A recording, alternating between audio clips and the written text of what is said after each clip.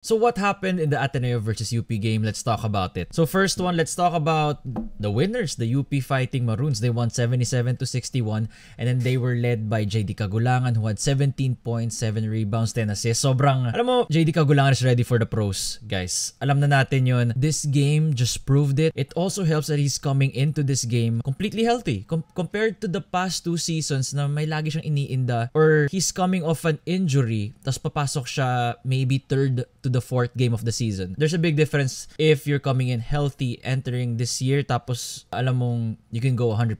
Next one, QMB, 7 points and 17 rebounds. And as advertised, si QMB, I was able to speak to kay Gov John Vic dun sa sidelines and I asked about, what do you like about QMB the most? And he said that yung fundamentals niya when it comes to rebounding, and shortly after that, 2 hours after that conversation, the dude got 17 rebounds. Nico Baila, very hyped, especially after that 3-pointer that he made. I mean, he's hyped, like na-hype siya as a person, not the people perceiving him, but he is the kind of player na feeds off from the crowd. So first UAP game niya, obviously 7 points, 3 rebounds, 2 assists. Played 20 minutes. I didn't expect that Coach Gold will play him, more than 10 minutes, pero ganun talaga. I think yung tiwala nila sa rookie. He has good size, 6'4", 6'5", plays the wing. Anyway, Francis Lopez, 14 points, 6 rebounds, 3 assists, 2 blocks. Perfect from the field. Ateneo's lack of size was unable to stop him every time he drove to the lane. And siguro yun yung directive sa kanya na umatake ka lang kasi alam mong there's no individual defender from Ateneo that can stop you one-on-one. Except Chris Kuhn, which we're gonna go to later, no? Terence Fortea, nice to see him back. 13 minutes, had 8 points, and slimmer, got faster, and most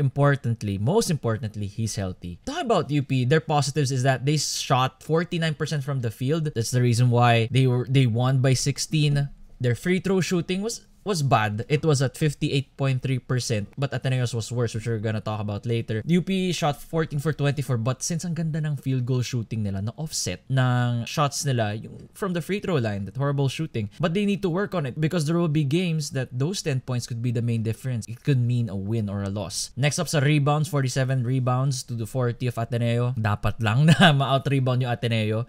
Chris Porter was the one that started at center. Balogun was in foul trouble and ultimately getting fouled out at the end of the game. So nawala pa si Chris Kuhn, no? 6'6" guard that also helps in the rebounds. Could give you 6 to 7 a night. Lastly, it's always been their turnovers that have been their Achilles heel. 17-10 of Ateneo. Ateneo's strengths is taking care of the ball. Ingat sila dun. Again, bakit natin kailangan to initpick is because those 17 turnovers could mean the difference of a championship. Let's talk about the Blue Eagles. Jared Bahay, nakakatuwa to see him play like that. 13.5 rebounds, 4 assists. I'm sure the doubters, tatahimik yung mga doubters, at least for this game. I think second siya sa taking the most shots after Josh Lazaro, who has improved tremendously as well.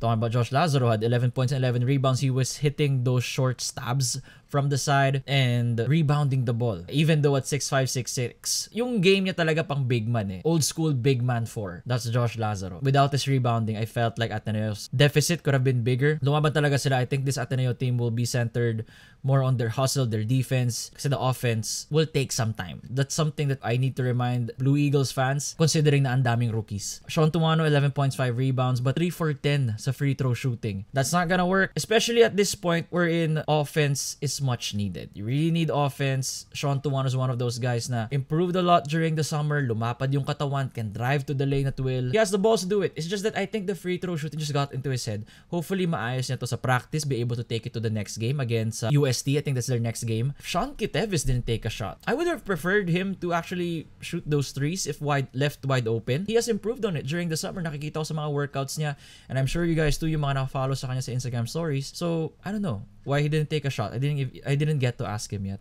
Chris Kuhn's injury, that is the biggest cloud right now on the Blue Eagle camp. How bad is that ankle injury? Coach Tab said he's gonna miss the next game. It's a matter of how many games he's gonna miss, right? That's the overall story. UP just outclassed Ateneo, and that is because they have so much veterans, so much players are ready for this moment. The Blue Eagles are still trying to find their wings. They're still trying to find their footing. It's two different teams being in different positions. Lastly, if Ateneo wants to get get good convincing wins, they gotta fix those free throws. They shot 19 for 40 from the free throw line. That is 47.5%.